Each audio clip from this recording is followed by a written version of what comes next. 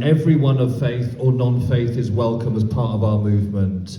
It's all about building unity, not dividing each other between those who support the repressive state and those who don't. We need unity and we need to fight together. So thank you for those words, really important.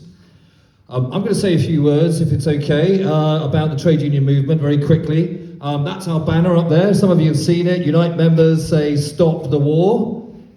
That's what we're fighting for. We're in Unite. I can see comrades here from other unions, Unison. I can see a comrade. I can see other friends from the PCS and other good trade unions as well. Current members and retired members, everyone is important as part of our movement.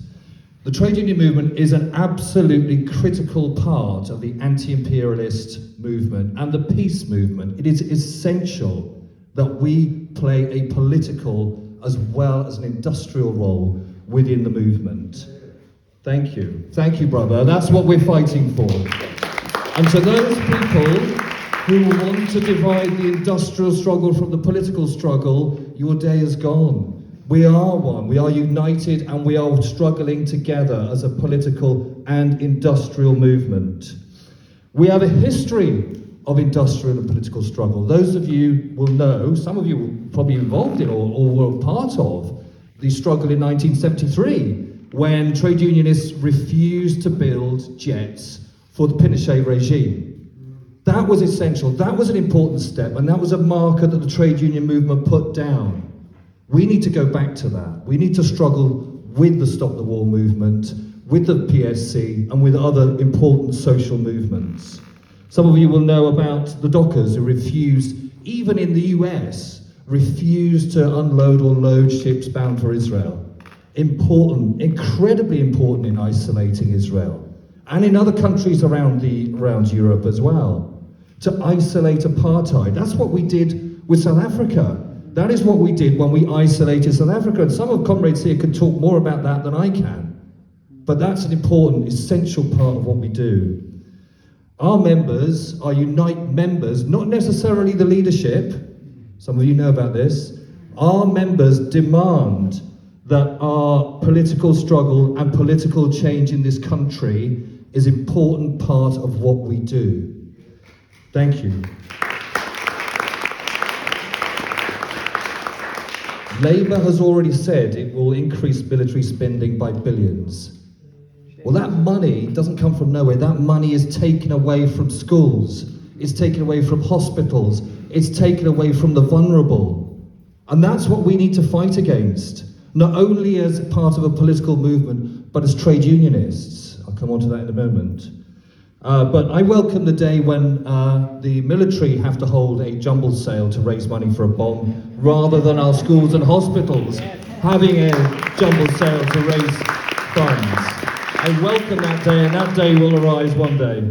We can't trust our politicians, many of them. We can't trust Keir Starmer. He's already shown his colours. Anyone who believed him in the time, I'm sorry that you were misled. He cannot be trusted. We can't trust Peter Kyle, the MP for Hove.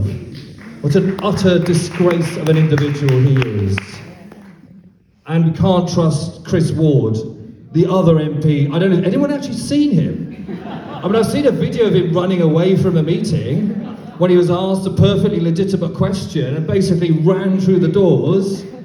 I mean, how crazy that we've got MPs like him. And an MP, okay, I have my differences with him, but Lloyd Russell Moyle, decent MP, removed in what was basically an undemocratic coup. Absolute disgrace. And comrades, we will continue the struggle. We will continue to fight. So I want to say a few final things. I've said before, and I'll say it again. I do agree there is a place for everyone within our trade union movement. But as Louise has said already, the only way we make a change is by direct action.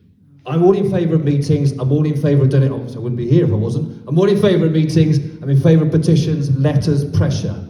Direct action. Whatever we do, that's where we get change. We make it uncomfortable for people at the top. They need to know their cards are marked. They need to fear us.